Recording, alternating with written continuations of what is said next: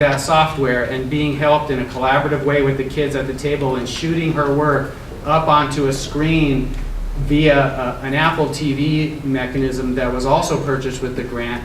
It's hard to describe the feeling that gives you of satisfaction for the opportunities that you're providing for your kids.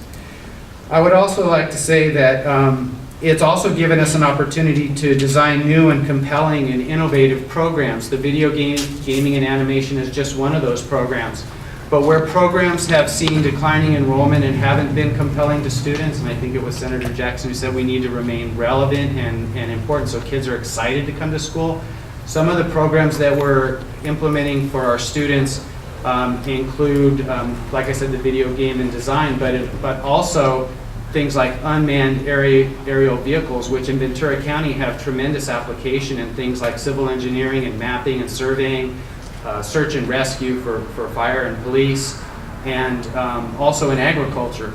And so we're really excited about that program. We've also embarking upon building an energy and utilities, a clean green pathway, which is in alignment with one of the stated priorities of our Workforce Investment Board.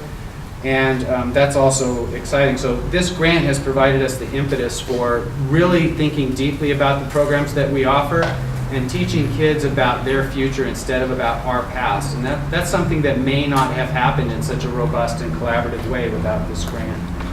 As Dr. Gillespie said, the 62 pathways and each of those pathways will include a workability and employability unit that's jointly developed with the local businesses so they feel they have a buy-in and support for the soft skills that the students coming out of our programs bring to the table in terms of being marketable candidates for jobs. And then ultimately, long after the grant is over, our hope is that the grant will put in place a robust network and system of supports for the students in Ventura County that will survive and in fact thrive long beyond the funding of the grant. So with that, thank you very much for being here today, and I especially want to thank our host, Dr. Jamila Moore, and her staff for all the good work that they've done serving as the LEA of this grant. Thank you. Thank you, Dr. Rice. And now let's hear from one of our business partners, Bill Pratt. Bill, again, is the VP Operations of Kinemed Incorporated, and he is a member of the Workforce Investment Board. Bill, can you please describe the key reasons that businesses should collaborate with educators, both at the K-12 and at the community college level? Well, it's a big question, but I posed that to the board of the Manufacturing Roundtable of Ventura County last night, and which has got representatives from Haas Automation and Amgen, Alcoa, as well as myself. And one of the strongest answers they came back with, it's an opportunity for manufacturers to demonstrate to young people that manufacturing is no longer dark, dirty, and boring. That we're a very high-tech world. These require very sophisticated training for our associates, and that these are very stable, high-paying jobs in the long run. And then secondly, and this was really reinforced by the folks at Alcoa, which have got a great community investment program, that within their own company, that when they work with the community, that it further helps develop their internal sense of team. Teaming up with the community reinforces their internal sense of community and teamwork within their own company, and it's a great HR tool for building company morale.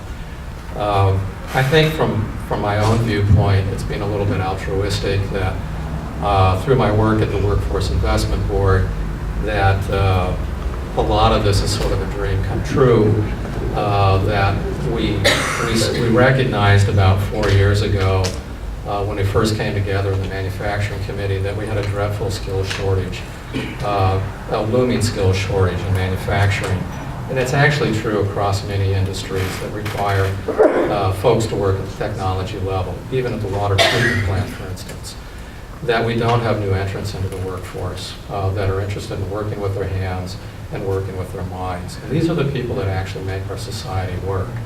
So we're making an investment in activities such as my own, tours for students, internships, speaking both in our colleges as well as in our high schools, And I think one of the important things to emphasize is that we've recognized the middle school is really the front trenches of a war for us, that if we don't capture the imagination of these young people, and even drilling down into K through 6, is that if we don't plant the seed for these young people to self-select that they want to do this, that this is what the adult world is about, then they won't make the school choices along the way that will place them into programs like the academy across the street, and that's a real tragedy. So I know that it's a long-term investment from industry standpoint. I think probably in closing, one of the most important things to emphasize is that this is a tremendous social experiment on the part of the state of California. It's thrilling. It's something that we've dreamed about for years. We thought would never happen and suddenly did. So we want to seize this. Unfortunately, within the funding structure of the grant is the staffing of people to build those industry relationships.